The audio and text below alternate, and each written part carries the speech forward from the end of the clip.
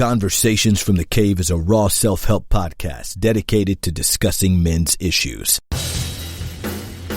From pornography to parenting, from religion to real life, from learning to loving. We discuss the real issues that affect real men every day. Join us each week for powerful, revealing Conversations from the Cave. Now your host, Kirk Kennedy. Thanks for joining us on Conversations from the Cave. I am your host, Kirk Kennedy. We're excited tonight to have the Cave members tonight with us. We've got, to my right, Mustang. Can you give us a little shout out real quick? Hey, this is CJ Mustang. Thanks so much for having me here. Right in the middle, we've got BA. BA, can you let us know you're here? This is BA from Huntsville, changing lives one word at a time. And lastly, Nola, can you give us a shout out, sir? This is Nola73. Meet you where you at. Gentlemen, we have been taking some time to talk about the much debated topic of male impotence or lack of responsiveness. And in the past, over the past couple of weeks, we've talked about specifically some of the medical issues associated with male sexual dysfunction. We've also talked with the group about the importance of communication. And we also talked about things that women can do to enhance the potential for positive interactions when men are just not in the mood.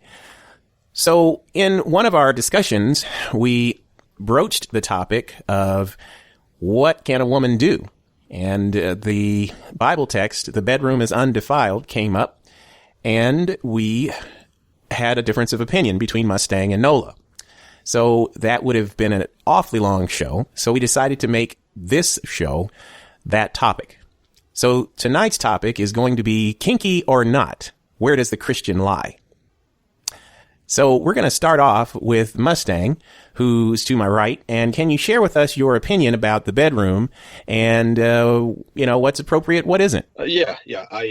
My personal, mine's going to be really, really short, my comment on it, because I feel it's very cut and dry. You and your wife, you and your spouse, being a wife if you are a man, being a man if you are a woman or a wife, is, you're to have a good time, be with each other, have a great time in being together intimately, but not to allow, for me personally, not to allow invaders. I would like to say things like pornography, things like toys, barring certain maybe circumstances where there's some kind of physical problem. Then the Bible's very clear cut on this. Hebrews 13:4, a marriage is to be held in honor among all, and the marriage bed is to be undefiled. For fornicators and adulterers, God will judge. So with that saying, it's defiled if fornicators and adulterers are the ones God is going to judge. I feel like it's pretty cut and dry that you are supposed to enjoy yourselves and not do what you feel that you're not supposed to do. I hate to say that because I don't know what feelings others might have, but I'm interested to hear what Nola's got to say, because this is a very, very touchy subject for, I think, a lot of Christians. Okay, so before Nola chimes in, I just want to make sure that I am clear, as well as our listeners are clear. What you're saying is that there shouldn't be any kink in the bedroom. It should be pretty much straight and not have any toys, not have any extra added stimuli, and that kind of thing. I would say we'd have to define kink, and when you say added stimuli, I think the line begins to get blurred, on certain things. But for the most part, you're to enjoy each other's body. It should be enjoy each other's body, enjoy each other's company, enjoy each other's emotions, and it should be a very, very very two-person type deal. It should not be, we don't have XYZ, so it's not that great. We don't have this, that, and the other. If that's the case, then there may be you may be overstimulated from certain things, or one might be overstimulated from certain things. So, like I said before, I even say that about kink, we'd probably have to define kink. Well, okay. Before we do that, let me let the rebuttal, at least to establish what the other side of the argument is. Nola, you want to go ahead and chime in? And then we'll let BA define kink. All right, go ahead, Nola. Okay, Nola73. What I'm going to say is this. The bedroom is definitely undefiled, but everybody have their own way of doing things. And I believe that is something that stands with where you stand with God.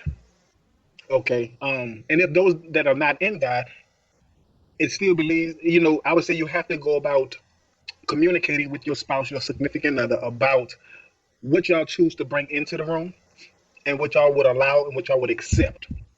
There are certain things that husband and wives should not participate in. That's particularly of the world, things that bring in other forms of a rugged or a unsanctified way of having sex or making love. Mustang said, you want to enjoy one another, and when you enjoy one another, it's all about learning your spouse moves, her reactions, his reactions, his moves. What make his toes curl, what make her toes curl, what make her have an orgasm. Those People are are turning it up now. People are turning the channel up now. yeah, see, these are the things that people want to when you go into your spouse, those are the things that a person should pay more attention to. How to make that woman, that man feel good, how to make them climax at their highest. What makes them, let's get rid of all of the stress, all of the agonizing that you had within your day to day. Let's just blow it all out of our bodies. And that's what the bedroom really is about. Not just come together and acting like an animal. It's really to let go of everything that you dealt with for that day. And as I said earlier, men are projectiles, women are receivers, and throughout a month, men are just projecting all of their agony, their anger, their frustration. All to me, this is my ideology of what I view God's of having created men and the sexual, situation. He, to me, said that this is how you get rid of your frustration. This is how you get rid of all your anxiety, all your pains, your frustration that you've been carrying throughout the day. And that woman, once a month, she is to dispose of all of the stuff you put into her. And once she goes on her cleanse, she has a week for you to now get back in tune with God, praying, fasting, while she is on her cleansing. But if we did it that way, I think, and I agree that Mustang and BA would also agree with me, that things would be a whole lot better. You wouldn't have the monstrous pornography and fornication that goes on in a marriage within a marriage. You wouldn't have bringing toys. That would be something that would be far-fetched. Why? Because you're in tune with what your wife, how her body reacts to your body. You will pay more attention to it. The bedroom being undefiled. Yes, you can do a multiple styles and all kind of, if your wife is flexible and gymnastics, y'all can go up in there and do all kind of tricks. But you don't want to introduce your wife to things if you was previously engaged in sexual activities before marriage. You don't want to bring those type of things into a new relationship. You want to come in doing the holy stuff and then talking to her, letting her know or letting him know, hey, this is something I would like to experience. This is something that I read about in a book, because there are a lot of books out there that talks about how to spice up the bedroom. And so with that, I'm going to throw it back out there so we can get some more dialogue. All right. So your point is that in a nutshell, communication is key, and not bringing in things from outside the bedroom, but choosing to communicate and explore your partner is the key to a happy, successful marriage, and that is the most wholesome way to keep your marriage vibrant and alive. And we're going to head over to BA for his definition of kink. All right, there. All right. Well, all three of you guys, here is the definition of kink: a sharp twist or curve in something that is otherwise straight, a stiffness in the neck, back, etc. Now, I think what we're getting at is kinky because it's in the bedroom. So the definition for kinky: involving or given to unusual sexual behavior. And is that all you want from me there? Sure, no, that's fine. Apparently, we got the Noah Webster version. Go ahead, Mustang. I wanted to say something to well, basically just listeners. If you guys remember the Jacob meets Esau story, for the second time when Jacob meets Esau, and he's freaking out. He stole his birthright. He stole all that. He screwed him over several times, if I can say that. And long story short, second time, he's like, oh, God, here comes Esau. Like, oh, my God, and he sees all these men coming. And so he's planning all this stuff, and he's sending all these gifts and all this stuff. And then when he gets there, like, Esau's like, man, come here, give me a hug. Like, that's what it felt like. I was like, man, this guy's going to have all this stuff, and everything's going to be different tonight.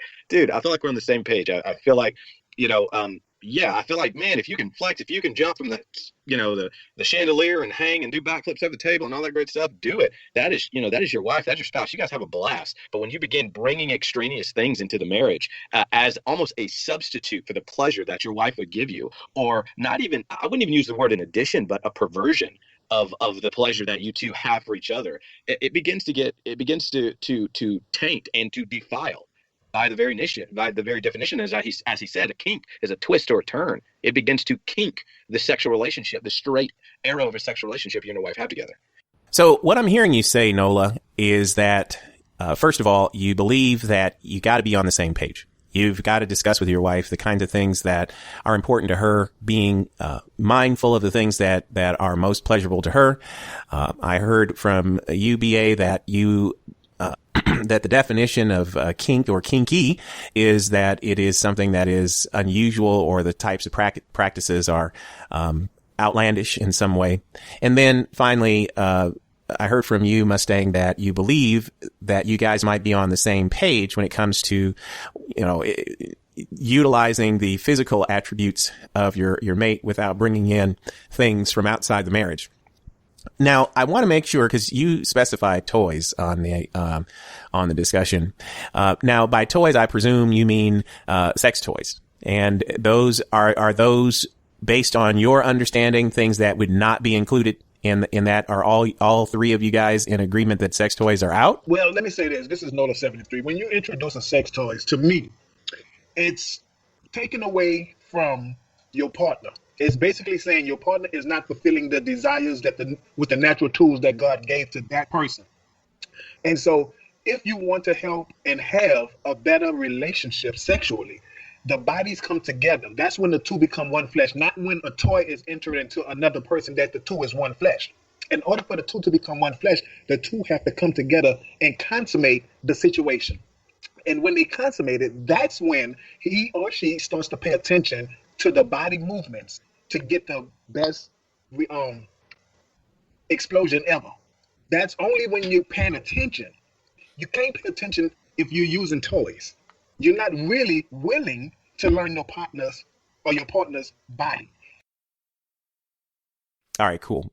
All right, so number one, you said that the introduction of the toys would make a person less likely to interact and in a physical way, and it's not the actual connection of the two bodies, and that the partner is not meeting a particular need. So let me ask you about this. So in the case, remember now, we were talking about erectile dysfunction in the case of men, or sexual dysfunction in the case of men, and maybe they might need to have that in order to provide something to their wife. And you're right. They may have to. They may need to do that. And secondly, it can also take away from their experience, because if you don't do it physically, then you're not strengthening your mind so that you can accommodate your partner. So from a man's point of view, if he's using a toy for his wife's satisfaction, I can see if he's impotent, where he can't perform, where there's procedures out there that can happen that can help him out. But if he's just doing it just to be doing it, using a toy, when his sexual organ actually works, he's now saying, I don't want to learn how to strengthen myself, fight my urges, so that I can perform better for my wife. So I'm sorry. So what I'm hearing you say is you believe that a man who might be not have the stamina to keep up with a very sexually aroused woman, instead of strengthening himself to handle that woman, which some guys may not be, but let's just say that the guy is not able to keep up.